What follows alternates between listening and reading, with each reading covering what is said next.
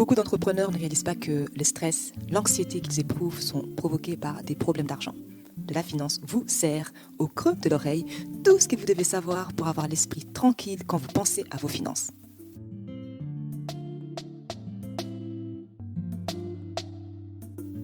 Hello tout le monde, bienvenue sur les podcasts de la finance, mais pas que. Nous aidons celles et ceux qui ont l'esprit d'entreprendre à se libérer du stress provoqué par l'argent et à bâtir de la richesse.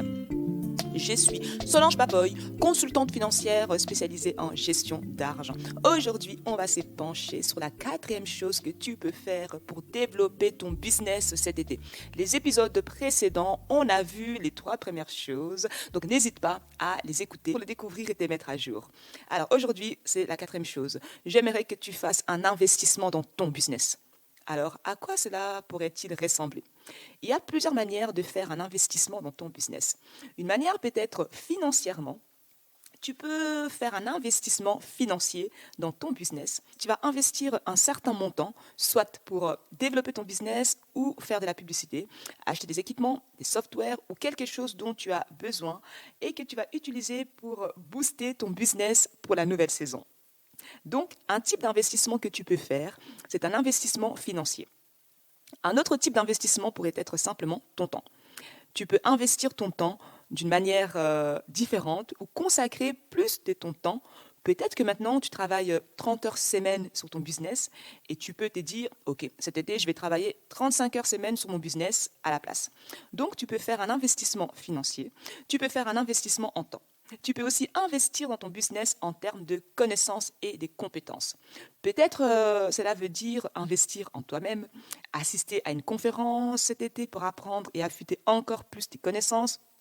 Ou tu investis dans ton business en faisant appel à un consultant pour t'aider avec ta stratégie business, avec la gestion de tes finances. C'est vraiment à toi de choisir comment mettre cela en place.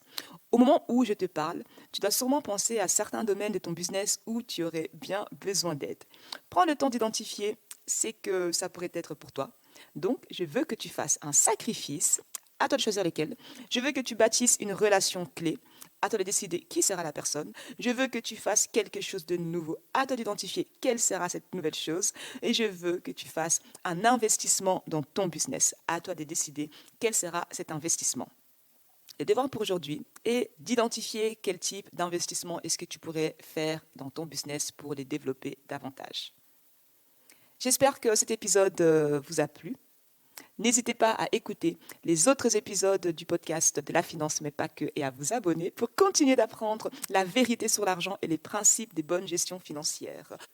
Je vous retrouve au prochain épisode où on va clôturer cette série avec la dernière chose, la 5e chose à faire pour booster ton business cet été. En attendant, prenez bien soin de votre argent et que la paix financière soit avec vous. Bye!